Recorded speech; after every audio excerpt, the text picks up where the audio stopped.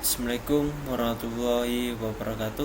Perkenalkan, nama saya Novrian Adena, NPM 18060133, Program Studi Guru Sekolah Dasar semester 6B.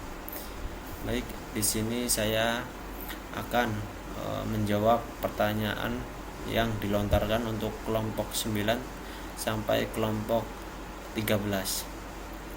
Tugas ini diperuntukkan untuk tugas kuis 2 pada mata kuliah pembelajaran tematik SD. Baik, di sini saya akan menjawab pertanyaan dari kelompok 9 yang bernama Devi Lestari, yang dilontarkan oleh Devi Lestari, NPM 1806096. Pertanyaan: di dalam karakteristik langkah-langkah pembelajaran terpadu, ada kegiatan yang dipilih bertolak dan minat dan kebutuhan siswa. Yang saya tanyakan, apakah tujuan pembelajaran dapat tercapai secara maksimal apabila kegiatan yang dipilih bertolak dari minat dan kebutuhan siswa? Hasil pembelajaran dapat berkembang sesuai dengan minat dan kebutuhan siswa. Artinya, di dalam pembelajaran terpadu, siswa diberi kesempatan untuk mengoptimalkan potensi dimilikinya. Pembelajaran terpadu itu dikembangkan dengan landasan pemikiran progresif dan konstruksisme development dan approach dan preference, landasan normatif dan landasan praktis. Dari Trianto dalam Dikbud 1996 5. Pembelajaran yang efektif memberikan kemudahan untuk tercipta kesempatan yang kaya untuk melihat dan membangun kaitan-kaitan konseptual. Hal ini akan terjadi bukan saja dengan memberikan pengetahuan baru pada murid, tetapi juga dengan memberikan kesempatan kepada murid untuk memantapkan pengetahuan yang baru yang diperoleh, serta untuk menerapkan konsep yang baru itu dalam situasi yang baru pula. Dari Tisno Hadi Subarto dan Ida Siti Marwati 2004.211. Nah, itu pertanyaan dari yang dilontarkan untuk kelompok 10 kepada saudari Devi. Yang selanjutnya untuk kelompok 10 dari Siti Zubaidah, NPM 1806067. Pertanyaan: di dalam makalah terdapat 6 ciri penilaian autentik. Nah, tolong jelaskan masing-masing 2 poin tersebut. Dari jawabannya, dari ciri penilaian autentik sebagai penilaian dalam kurikulum 2013 meliputi yang pertama itu harus mengetahui semua aspek pembelajaran, yakni kinerja dan hasil ataupun produk, dilaksanakan selama dan sesudah proses pembelajaran berlangsung menggunakan berbagai cara dan sumber. Tes hanya salah satu alat pengumpul data, dan tugas-tugas yang diberikan pada peserta didik harus mencantumkan bagian-bagian kehidupan peserta didik seperti hari. Dan penilaian harus menekankan ke dalam pengetahuan keahlian peserta didik, bukan keluasannya, kuantitas. Dari Kuandar, 2013.28 sampai 39. Dan selanjutnya pertanyaan kedua untuk kelompok 10 dari Sasabila, NPM 1800110. Pertanyaannya, apakah yang menjadi kendala pada penilaian autentik dan bagaimana cara mengatasi kendala tersebut?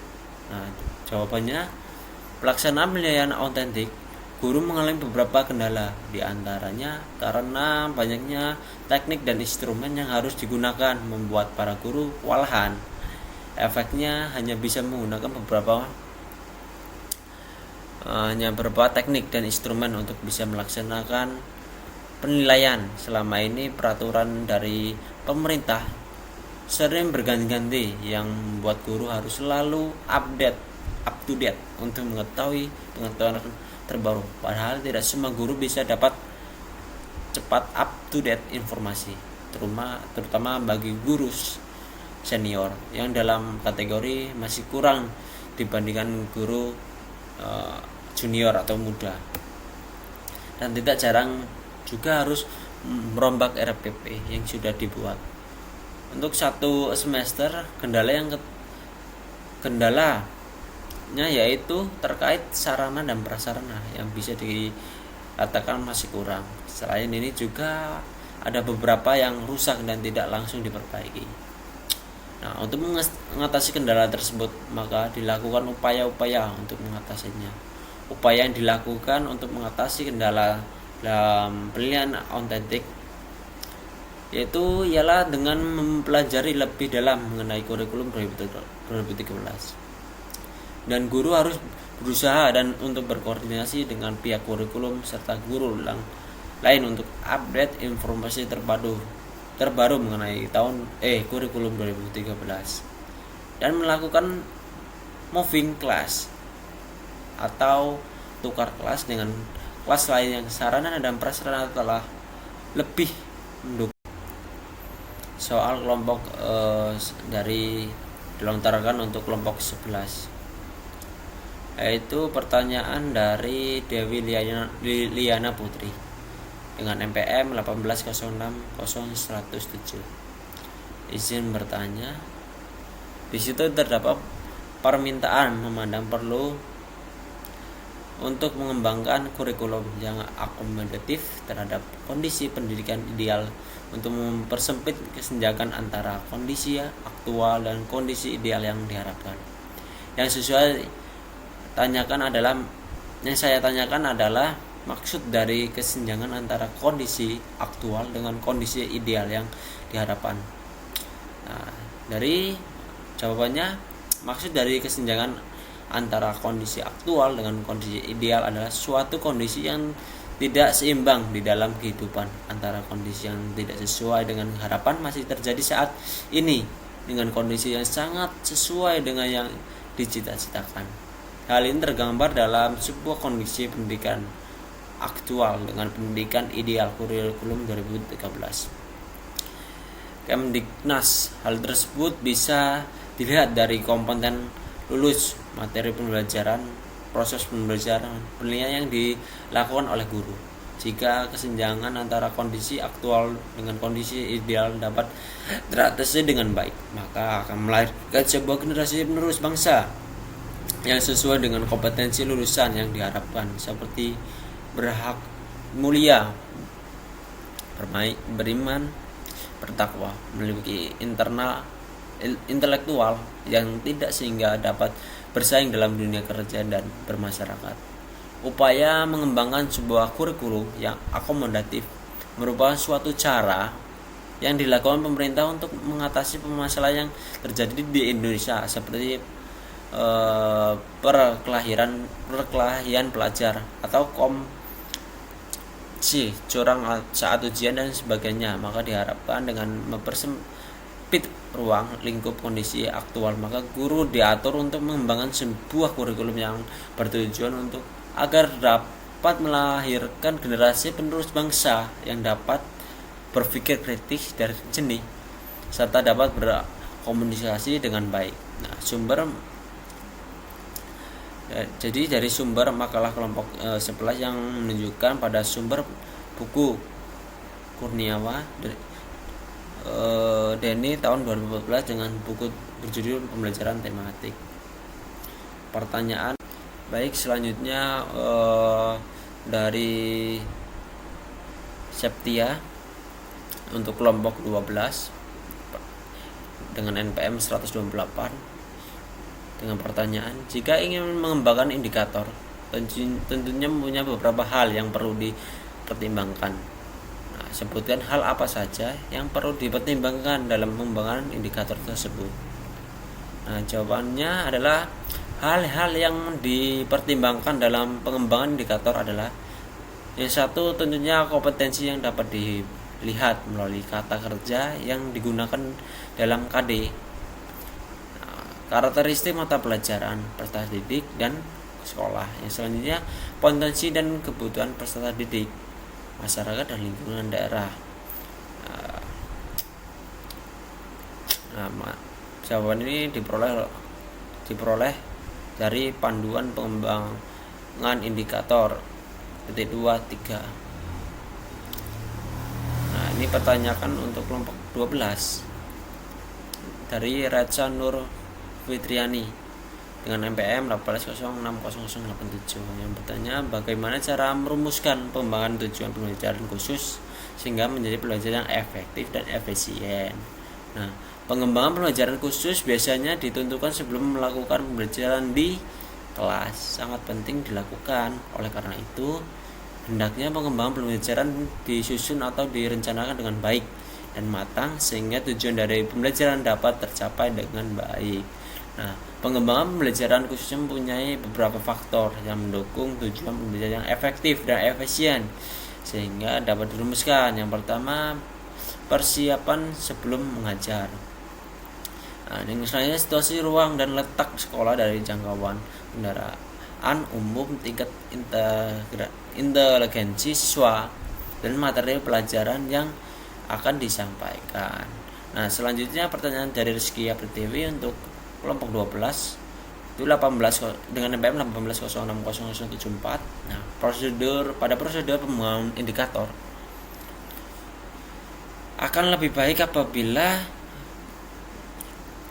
hasil analisis dikonsultasikan dengan orang-orang yang dianggap kompeten. Nah, jelaskan maksudnya dengan berikan contohnya.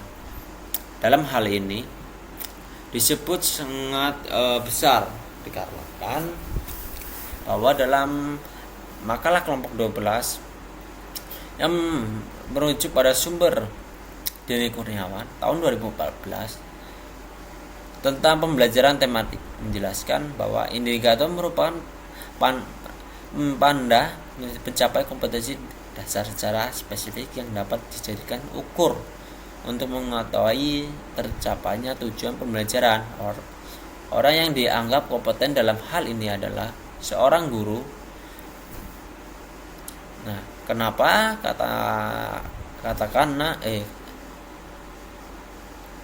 kenapa saya katakan begitu? Karena bahwasanya seorang guru dapat mengetahui karakteristik peserta didiknya. Hal ini ditandai dengan perilaku, mencakup sikap, keterampilan dan pengetahuan. Hal ini lebih dalam kesadaran peserta didik di sekolah, baik secara proses pembelajaran berlangsung maupun di luar pembelajaran seperti di halaman sekolah dan lain-lain.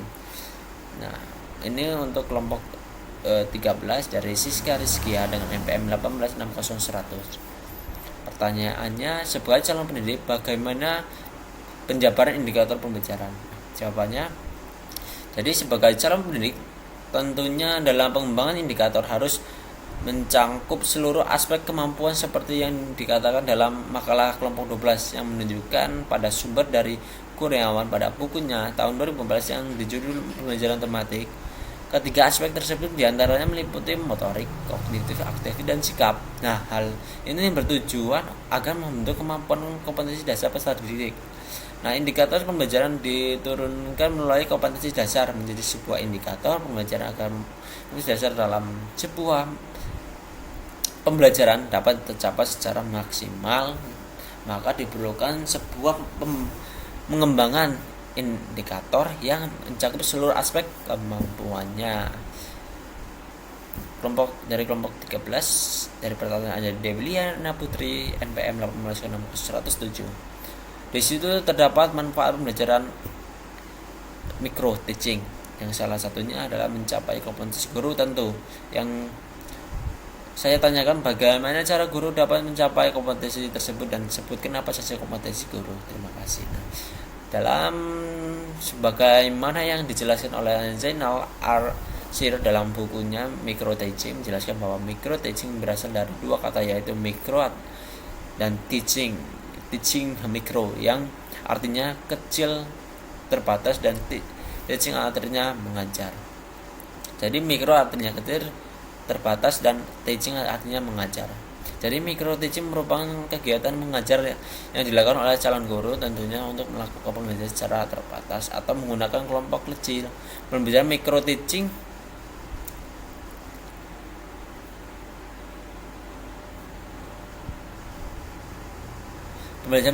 adalah suatu cara untuk melatih penampilan mengajarnya yang dilakukan secara mikro atau disederhanakan. Menurut Jainan Syarif, pembelajaran micro teaching dapat memberikan pengalaman belajar yang nyata dan melatih sejumlah keterampilan dasar mengajar seperti membuka dan menutup pelajaran, memberikan penguatan dan sebagainya. Nah, pembelajaran micro teaching ini dilakukan agar dapat mencapai kompetensi pedagogik, kompetensi kepribadian, kompetensi profesional, dan kompetensi sosial.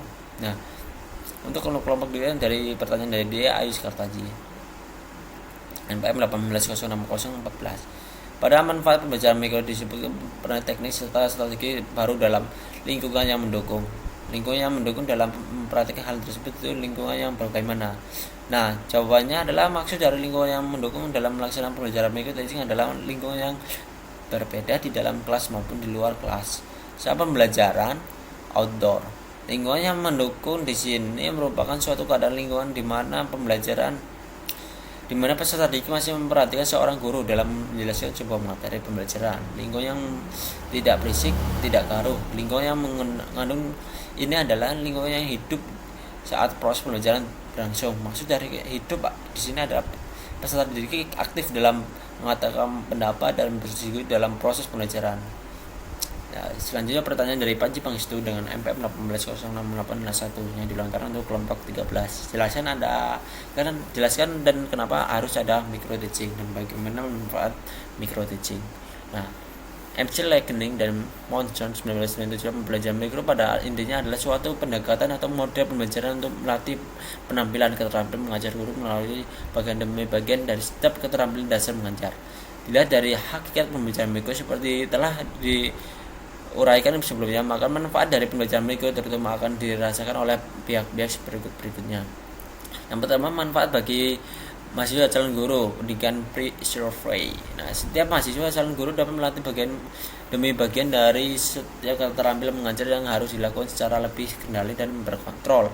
Dan selanjutnya, setiap mahasiswa calon guru dapat mengetahui tingkat kelebihan dan kemampuan kekurangan dari setiap jenis keterampilan mengajar dalam yang dilakukan. Dan selanjutnya, setiap mahasiswa calon guru dapat menerima informasi yang lengkap, objektif dan aktif dan proses latihan yang telah dilakukan melalui pihak observer. Setiap mahasiswa calon guru dapat melakukan proses latihan untuk memperbaiki terhadap kekurangan maupun untuk lebih mengatasi kemampuan yang telah dimilikinya. Yang selanjutnya itu manfaat bagi para guru. Nah, pendidik interest pada guru baik secara mandiri maupun bersama dapat berlatih untuk meningkatkan kemampuan mengajar yang telah dimilikinya dan mengetahui kelebihan dan kekurangan yang dimiliki terkait dengan keterampilan mengajar yang harus dikuasainya, dan dapat dijadikan sebagai proses uji coba terhadap hal-hal yang baru seperti dalam penerapan metode, media materi baru dan atau jenis-jenis keterampilan mengajar lainnya sebelum diterapkan dalam proses pembelajaran yang sebenarnya. Dan manfaat bagi supervisor. Nah, dari memperoleh data yang objektif dan komprehensif dan tingkat kemampuan para calon guru maupun para guru dalam hal kemampuan mengajar yang harus dikuasai sesuai dengan tentu profesinya, dan dapat memperbaiki masukan sarana maupun sosial yang akurat karena didasarkan pada data atau informasi yang tepat sesuai dengan hasil pengamatan dari pembina walaupun pembelajaran mikro yang telah dilakukannya, dan sebagai bahan masukan untuk membuat kebijakan yang lebih tepat dan membangun karir setiap mahasiswa maupun para guru yang menjadi binaannya, dan selanjutnya sebagai bahan masukan untuk membuat kebijakan dalam melakukan proses pembinaan terhadap upaya untuk meningkatkan kualitas penampilan guru. Baik, terima kasih atas perhatiannya. Baik, saya akhiri.